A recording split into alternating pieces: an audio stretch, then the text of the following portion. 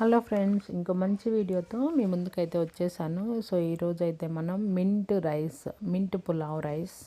So first అయితే mint తీసుకోండి, అలాగే జింజర్, గార్లిక్ అండ్ పచ్చిమిర్చి ఇవి కూడా తీసుకొని చక్కగా మిక్సీ అయితే పట్టేసుకోండి. ఇలా మెత్తగా పేస్ట్లా చేసుకోండి.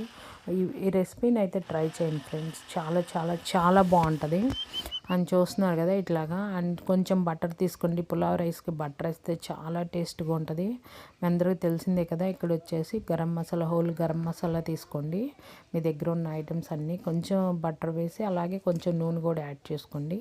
హోల్ గరం మసాలాని మంచిగా ఫ్రై చేయండి. ఇక్కడ మా లిటిల్ షెఫ్ వచ్చి నన్ను కూడా తీయమ్మా అని గొడవ చేస్తున్నాడు. సో అందుకని చెప్పేసి వాడిని కూడా వీడియోలో పెట్టాను అనమాట.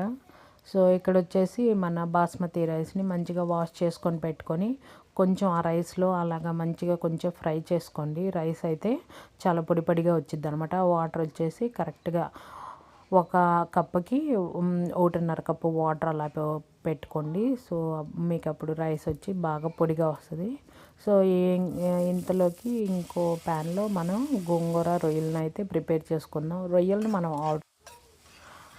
ఆల్రెడీ రొయ్యల్ని మనం ఉప్పు, కారం, పసుపు వాటితో చక్కగా కుక్ చేసుకొని పెట్టుకున్నాం.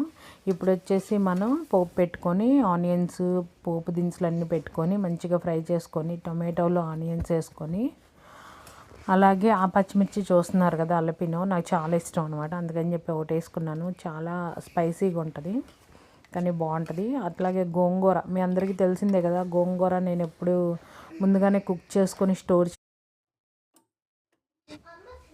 సో ఇప్పుడైతే గోంగూరని చక్కగా అట్లా మనం పెట్టేసుకొని కలిపెట్టుకేసుకొని మంచిగా ఫ్రై చేసుకొని ఉడకపెట్టుకున్న రొయ్యలను కూడా దాంట్లో పెట్టేసుకొని కొంచెంసేపు ఉడకనిస్తే మనకి సూపర్ యమ్మీగా మింట్ పులావ్ రైస్ అలాగే గోంగూర రొయ్యలు కాంబినేషన్ అదిరిపోయిద్ది ఫ్రెండ్స్. మర్చిపోకుండా అయితే మీరు ట్రై చేయండి.